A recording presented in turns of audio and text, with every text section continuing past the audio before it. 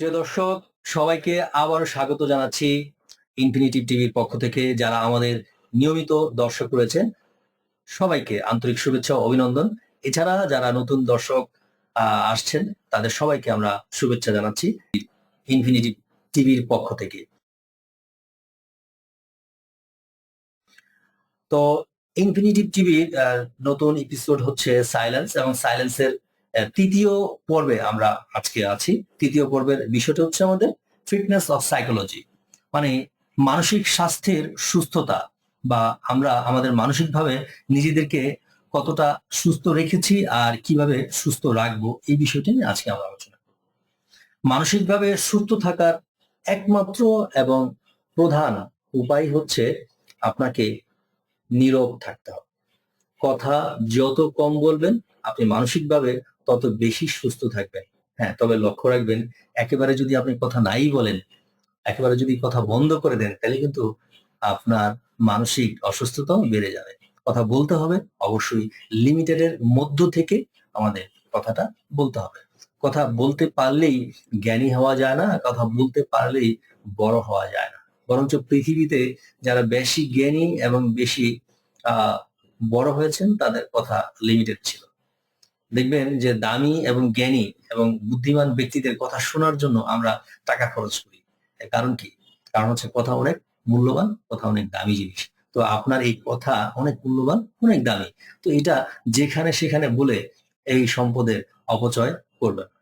এটা গেল একটা মূল বিষয়। আরেকটা বিষয় হচ্ছে, যখন আমরা কথা বলি তখন আমাদের ব্রেনে প্রচুর পরিমাণ টেম্পার টেম্পারেচার তৈরি হয়, মানে আমাদের ব্রেন গরম হয়ে যায়। আপনি দেখবেন যে আপনি কথা বলার পর আপনার মাথাটা অনেক গরম হয়ে গেছে। আমরা বলি যে কথা বলতে বলতে মাথা গরম হয়ে গেছে। এই যে এই ধরনের বাক্য কিন্তু আমরা প্রতিনিয়ত ফেস করছি।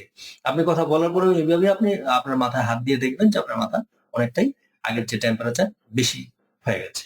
তার মানে কি, কথা বললে আমাদের মাথা গরম হয়ে যায়। তাহলে মাথা যদি গরম হয়, তাহলে নিউরন গুলো আমাদের গরম হয়। আর অতিরিক্ত টেম্পারেচারে আমাদের নিউরন গুলো অসুস্থ হয়ে যায়। দেখবেন যে আমরা বিশেষ করে যখন আমরা বাসে চলি গরমের সিজন গুলোতে, ঢাকা সিটিতে যারা আমরা মুভ করি তারা এগুলো অবশ্যই আমরা ফেস করি, যে প্রচন্ড গরমে দেখবেন বাসের মধ্যে আমাদের সামান্যতম একটু ইগনোরেন্স আমাদের সহ্য হয় না। আমরা খুব ফিউরিয়াস হয়ে যাই, খুব ঝগড়াটে হয়ে যাই। এবং বাসে কিন্তু দেখবেন যে বিশেষ করে বাসের যারা আহ কর্তৃপক্ষ থাকে, তাদের সাথে কিন্তু 2 টাকা 4 টাকা নিয়ে আমরা প্রচন্ড মারাত্মক ঝগড়ায় লিপ্ত হয়ে যায়। এর মূল কারণ আসলে কোথায়? এর মূল কারণ হচ্ছে টেম্পারেচার। এক্সেস টেম্পারেচার আমাদেরকে ধৈর্যহীন করে তোলে, আমাদের সহনশীল যে ক্ষমতাটা সেটা নষ্ট করে ফেলে। এর মূল কারণ হচ্ছে বাইরের টেম্পারেচার। আরেকটা কারণ হচ্ছে আমরা অতিরিক্ত কথা বলে আমরা হাইপার হয়ে গেছি। তো এই দুই কারণেই আসলে ঝগড়ার সূত্রপাতটা ঘটে। তাহলে কথা বললে আমাদের মাথা গরম হয়, এটা সত্য। আর এই মাথা গরম হওয়ার কারণে আপনার নিউরন গুলো এক্সেস টেম্পারেচারে চলে যায়।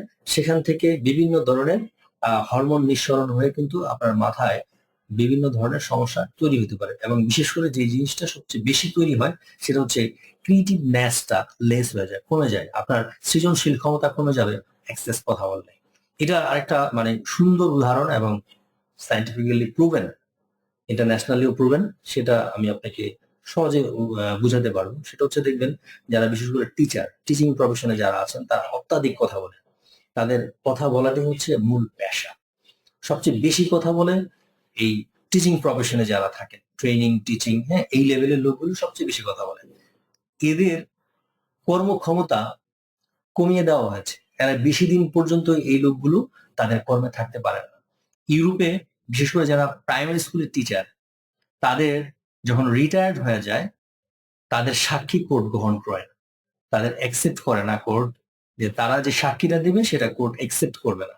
এর কারণ হচ্ছে সাইকোলজিক্যালি তাদেরকে আনফিট বলে গণ্য করা হয়।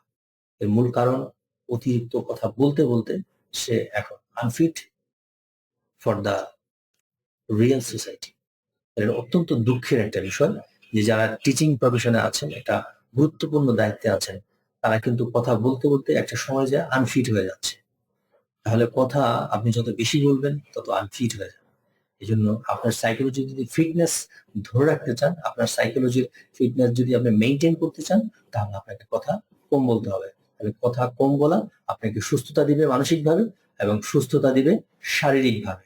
তাহলে শারীরিক, মানসিক এবং পারিবারিক এবং সামাজিক সার্বিকভাবে যদি আমরা সুস্থ থাকতে চাই, তাহলে আমাদের কথাকে নিয়ন্ত্রণ করতে হবে, কথাকে কন্ট্রোল করতে হবে, সংযত থাকতে হবে, সব জায়গায় সব সময় কথা বলতে হবে, এই ধরনের অভ্যাস থেকে বিরত থাকতে হবে। ধন্যবাদ সবাইকে। আজকের এই এপিসোডে যারা এসেছিলেন, এই তৃতীয় পর্বের যারা দেখলেন, সবাইকে আমরা অভিনন্দন ও আন্তরিক শুভেচ্ছা জানাচ্ছি পরবর্তী পর্ব দেখার জন্য। সবাই ভালো থাকবেন। আল্লাহ হাফেজ।